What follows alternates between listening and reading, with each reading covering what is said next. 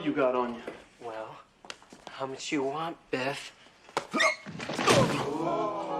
What if I told you Back to the Future almost became a completely different movie because the original lead actor was secretly fired after 5 full weeks of filming? Not before auditions, not after a bad read. 5 weeks into shooting. And if that decision hadn't been made, there's a very real chance this film wouldn't be remembered as one of the greatest movies of all time. But that's just the beginning, because behind the scenes of Back to the Future is a chain of last-minute decisions, near disasters, and one unbelievable letter to a Hollywood executive that literally saved the entire film. Today, we're breaking down 8 behind-the-scenes facts that completely change how you see this classic. And trust me, the last one, it almost gave the movie a title so bad, it could have killed it before it even hit theaters. Let's go back.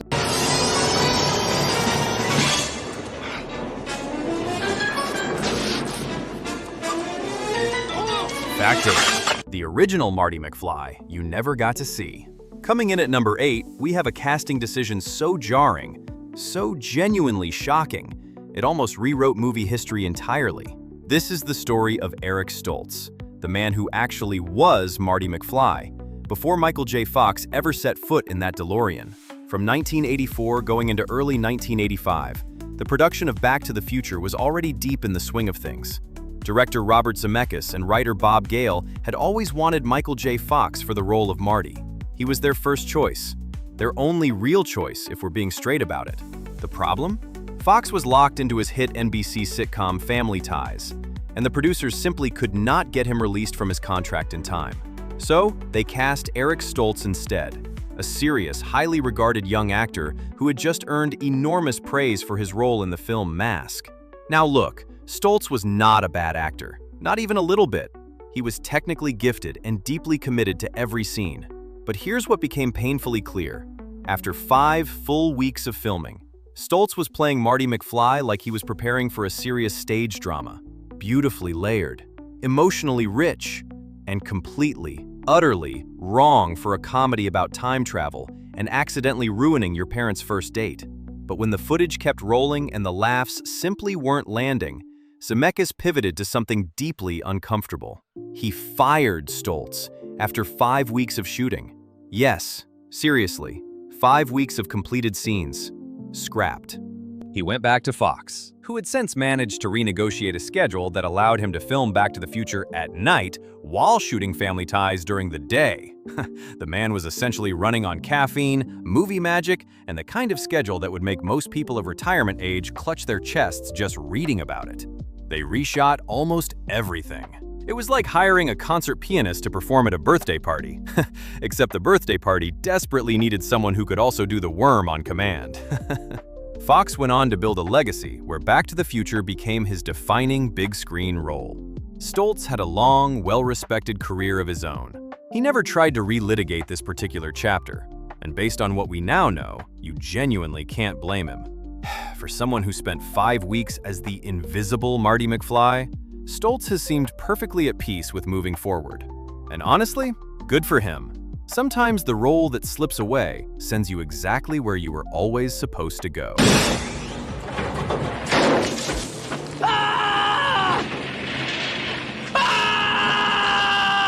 Fact 7. The time machine that was almost a kitchen appliance.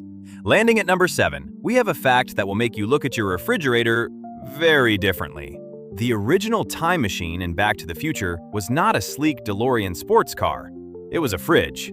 In the very earliest drafts of the script, drafted around 1981, Bob Gale and Robert Zemeckis imagined a time machine that looked nothing like the gull-winged icon we know today. Their original concept was a large, stationary unit, essentially a modified refrigerator that Marty would step into and emerge from a different decade.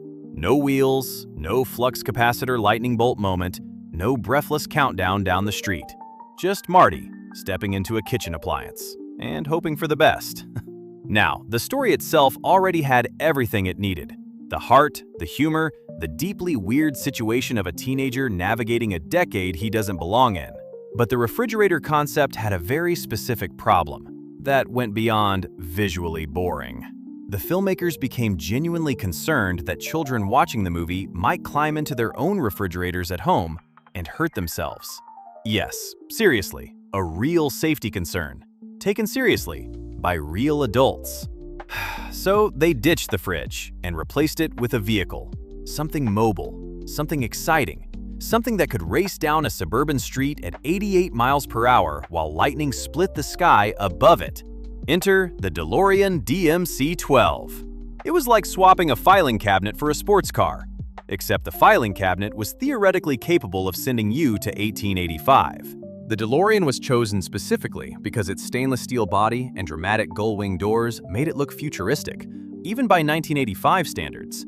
On screen, it reads like a vehicle that belongs to someone slightly unhinged and extremely brilliant, which is, of course, exactly what Doc Brown is. The refrigerator concept wasn't entirely abandoned by Hollywood, though. Steven Spielberg revisited a similar idea decades later in Indiana Jones and the Kingdom of the Crystal Skull.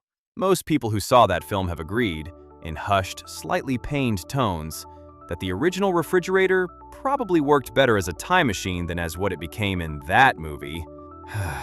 For an idea that never made the final cut, that original fridge left quite a mark. And sometimes, the best thing a bad idea can do is get replaced by a great one. It's truly amazing.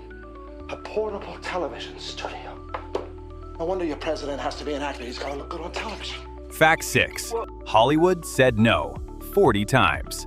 At number 6, we have a fact that should genuinely humble anyone who has ever quit on a dream too early. Back to the Future was rejected by approximately 40 different studios before a single person said yes. 40 rejections. That is not a typo. That is 40. The kind of number that makes you want to lie down on the floor and stare at the ceiling for a while. In 1981, when Bob Gale and Robert Zemeckis first began pitching this story, a teenager, a mad scientist, a time-traveling sports car, and a deeply uncomfortable situation involving a teenage boy's own mother developing a crush on him, Hollywood looked at all of that and said, in various creative ways, absolutely not. Some studios passed because they thought the script was too lighthearted, not edgy enough for the times. Others passed because they felt time travel was too complicated for a mainstream audience. Disney reportedly passed because the subplot involving Lorraine's crush on her own future son, played entirely for comedy and escalating horror, was considered too risque for their family-friendly image. Too risque for Disney. Let that one sink in. But when Zemeckis and Gale finally got a yes, it came through Universal.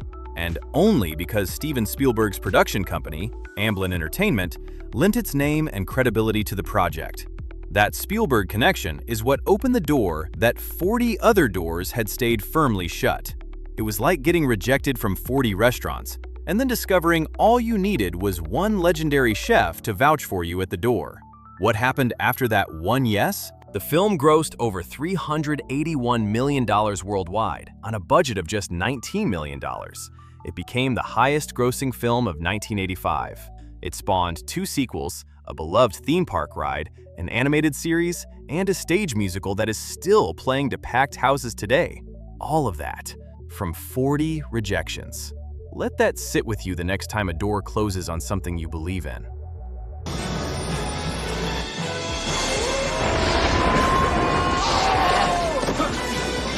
Number 5. The man who accidentally invented Chuck Berry's greatest song.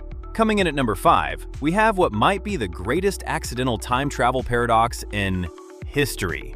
Now, a time travel paradox is a situation where the logic of time travel creates a loop with no clear starting point. And this one? This one is committed to film. This is the story of Marty McFly teaching Chuck Berry how to play Johnny B. Good. Johnny B. Good is one of the most important rock and roll songs ever recorded. Written and performed by Chuck Berry in 1958, it became an anthem, a defining statement of what rock and roll could be. NASA was so convinced of its cultural significance that they included it on the Voyager Golden Record, a disc physically launched into space to represent human civilization to any extraterrestrial life that might find it. That is how legendary this song is. So, in the world of Back to the Future, Marty travels back to 1955, and at the Enchantment Under the Sea school dance, Years before Chuck Berry released Johnny Be Good in Real History, Marty performs it on guitar. The joke is that Marvin Berry, the band's leader, calls his cousin Chuck during the performance and holds the phone up so Chuck can hear this exciting new sound. The implication, played entirely for laughs, is that Chuck Berry got the inspiration for Johnny Be Good from a teenager who hadn't even been born yet, a teenager who only knew the song because Chuck Berry wrote it, which means nobody invented it. It simply exists, in a circle, going around forever, with no origin point. This is what philosophers and science fiction writers call a bootstrap paradox, an object or idea that has no traceable beginning because it loops back into itself indefinitely. The film drops this genuine philosophical puzzle right into the middle of a dance scene, and then just moves on, completely unbothered. Yes, seriously. Back to the Future solved and created a time travel paradox simultaneously, and did it while Marty McFly performed a Chuck Berry duck walk across a high school gymnasium floor. It was like accidentally solving an equation that mathematicians have been arguing over for decades, while also wearing a puffy orange life vest. For a musical scene that lasts maybe 4 minutes on screen, the Johnny Be Good moment has started more philosophical debates in college dormitories than most actual philosophy lectures. And honestly, that tracks. The best moments of genius rarely announce themselves. Look, all we need is a little plutonium. Oh, I'm sure that in 1985, plutonium is available in every corner drugstore. Fact In 4. 1955 George McFly got a new face, and nobody told you. At number 4, we have one of the quietly strangest casting decisions in sequel history. The fact that Crispin Glover, who played George McFly in the original film, did not return for parts 2 or 3, and the filmmakers replaced him with a different actor, wearing a prosthetic face designed to look like Glover. Yes, a prosthetic face. In the first film, Crispin Glover's George McFly was a masterclass in controlled awkwardness, twitchy, strange, completely endearing in his hopelessness. Glover made George feel genuinely lost in the world, which is exactly why his eventual confidence hit so hard. His performance was strange in exactly the right way. But when the sequels went into production, Glover didn't return. There was a salary dispute. Glover reportedly wanted to be paid more. The producers disagreed, and negotiations collapsed. Glover has also spoken publicly about having creative concerns regarding the direction of his character in the planned sequels. So the filmmakers did something that still raises eyebrows. They hired actor Jeffrey Weissman, applied prosthetic makeup specifically designed to approximate Crispin Glover's facial features, and filmed his scenes at careful angles to limit direct comparison between the two performances. Yes, seriously, a prosthetic face, modeled after a different actor, in a major Hollywood sequel. It was like replacing the secret ingredient in your grandmother's famous recipe and then serving it at a family reunion, hoping nobody has taste buds anymore.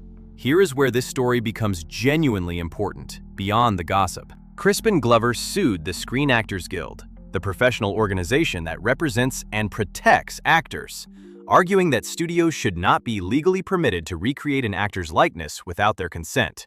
That lawsuit led to actual new SAG rules, providing protections around an actor's appearance and image, protections that are arguably more critical today in the age of digital face replacement and AI-generated likenesses than they have ever been in history. For an actor who spent one film being one of cinema's great awkward fathers, Crispin Glover never quietly accepted being written out of his own story, and the entire industry is technically better for it.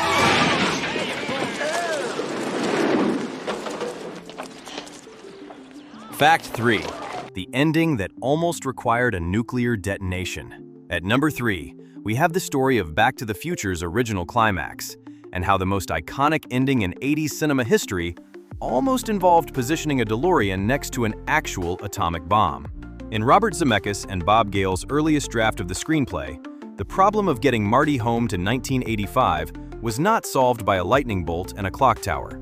It was solved by driving the DeLorean to a nuclear test site in Nevada and using the shockwave from an actual atomic detonation to generate the 1.21 gigawatts. That's 1.21 billion watts of electrical power, an almost incomprehensible amount of energy needed to activate the flux capacitor. The screenplay gave us the same essential emotional core. Marty stranded in 1955, Doc desperately engineering a way to send him home. But instead of a beautiful, chaotic countdown race against a lightning storm on a street you can picture perfectly in your mind, the original climax involved two people attempting to survive in the vicinity of a nuclear explosion, close enough to harness its energy wave, which, physically speaking, would have also vaporized them both, completely. When the rewrite came through and replaced the nuclear test site with the clock tower, something shifted in the storytelling, something that made the film transcend a clever time travel comedy and become genuinely cinematic. The clock tower wasn't just a power source, it was a ticking, visible deadline. It gave the entire finale a countdown that audiences could feel building in their chests before anything was even said. It was like swapping a bazooka for a perfectly thrown dart. Same destination, but one of them earns every second of the journey. The clock tower sequence also produced one of the most iconic visual images of the decade. Doc Brown dangling from the clock face in the pouring rain, reconnecting a wire by sheer, desperate willpower, while Marty races down the street below with seconds to spare. That image has lived on posters, t-shirts, and the bedroom walls of people who are now in their 50s and feel absolutely no need to apologize for it.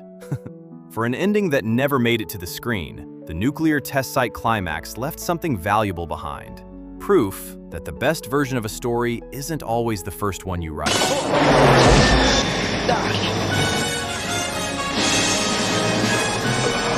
Fact 2. The flux capacitor was born in a very unglamorous moment. Coming in at number 2, we have the origin story of the single most famous fictional invention in movie history, and how the flux capacitor came to exist in one specific, entirely undramatic moment. The flux capacitor, for anyone who needs a refresher, is the component inside the DeLorean that actually enables time travel. Doc Brown describes it simply as what makes time travel possible. It is shaped like a capital Y with a blinking light in the center. It is also completely made up. None of it is real. But it became one of the most culturally recognizable props in cinema history, and that requires an explanation. In 1980, screenwriter Bob Gale was visiting his parents' home and stumbled across his father's old high school yearbook. This small, random moment made him genuinely wonder, if he and his father had been classmates, would they have been friends? That question, modest and personal, became the emotional engine of the entire film. But the specific term flux capacitor, the name and concept itself, came during the actual writing sessions. The filmmakers needed a name for the time travel device that sounded technical enough to be believable, while being vague enough that nobody could fact-check it in a physics textbook. The word flux is a real scientific term, meaning continuous change or flow, used in physics and engineering to describe measurable quantities in motion. Capacitor is a real electrical component that stores energy and releases it in a controlled burst. Put the two together, and you get something that sounds authoritative, slightly intimidating, and completely impossible to disprove at a dinner party. Yes, seriously.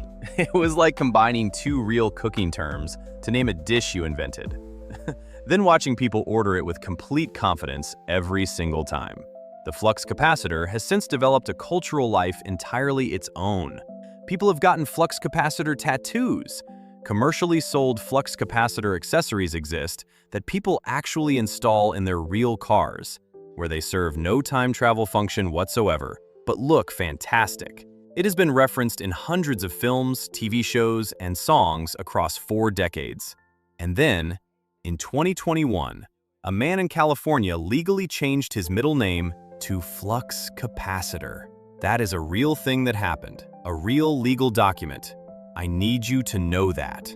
For a concept born from combining 2 real words in an inspired writing session, the flux capacitor seems perfectly content being the most famous fictional invention in all of cinema. And honestly, it has earned that.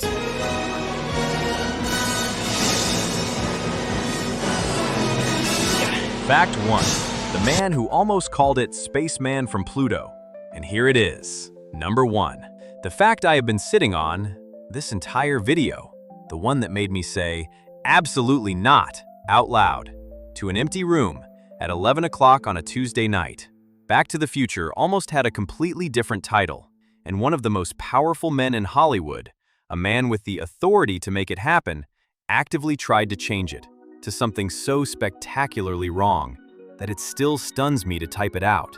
During the development of the film, certain studio executives expressed concern about the title. There was a genuine belief, in some corners of the industry, that the word future in a movie title was something of a box office curse, that films with future in their names had a poor historical track record, and that audiences tended to shy away from them. Studios are deeply, almost comically superstitious about these things. But here is the specific moment that earns the #1 spot. Sidney Sheinberg, who was the president of MCA/Universal at the time and one of the most powerful executives in the entire entertainment industry, reportedly sent a formal memo to the production team. In this memo, he suggested they change the title of their film. His suggested replacement title? Spaceman from Pluto. I need you to sit with that for a full moment. The film that went on to become the highest-grossing movie of 1985, one of the most beloved films in the history of cinema, a franchise that has generated 3 films, a beloved theme park attraction, an animated television series, and a stage musical that is currently running to standing ovations. All of that, nearly called Spaceman from Pluto. It was like being handed a Rembrandt, one of the most celebrated paintings in human history, and suggesting you cover the signature with a bumper sticker from a gas station on the highway. Now, Robert Zemeckis and Bob Gale were in a delicate position. You don't argue directly and loudly with the president of your studio. That is not a career move. So instead, they wrote Sheinberg a letter. In this letter, they thanked him warmly for his hilarious joke memo, expressed how much the entire production team had laughed at his very funny sense of humor, and noted what a wonderful morale boost it had been on set. Sheinberg, now unable to clarify that he had, in fact, been completely serious, without looking foolish, backed down. The title stayed. Back to the Future remained Back to the Future. The film went on to gross over $381 million worldwide. It won the Academy Award for Best Sound Editing. It became a cultural institution, and it did every single one of those things under exactly the name it was always supposed to have. For a title that was this close to being replaced by Spaceman from Pluto, and I genuinely cannot stress how close that apparently was, Back to the Future seems remarkably comfortable with its own legend. And it should be, because here is what this film's entire behind-the-scenes story actually tells you. The 40 rejections, the actor who got recast after 5 weeks, the refrigerator that became a DeLorean, the nuclear explosion that became a lightning bolt, the title that almost ended in From Pluto. Every single thing that went wrong on the road to this movie made it exactly what it became. Not in spite of the chaos, because of it. And that might just be the most Back to the Future thing about Back to the Future. 8 facts, 1 DeLorean, 0 regrets. If Back to the Future has taught us anything, beyond the fact that you should absolutely never let your mother develop a crush on you in 1955, no matter how politely she asks, it's that the best stories survive every obstacle thrown at them. 40 rejections, 5 weeks of the wrong actor, an executive who wanted to call it Spaceman from Pluto. And somehow, impossibly, it still came out perfect. Now, speaking of things that almost weren't what they were supposed to be, did you know that Scooby-Doo, one of the most iconic cartoon characters in television history, almost wasn't a dog at all? The original concept for that show was so completely different from what we ended up with, it would have changed Saturday mornings forever. I'm breaking down 8 crazy facts about Scooby-Doo right here. And the story of what Scooby almost was will genuinely mess with your head. That video, right there. Click it, go!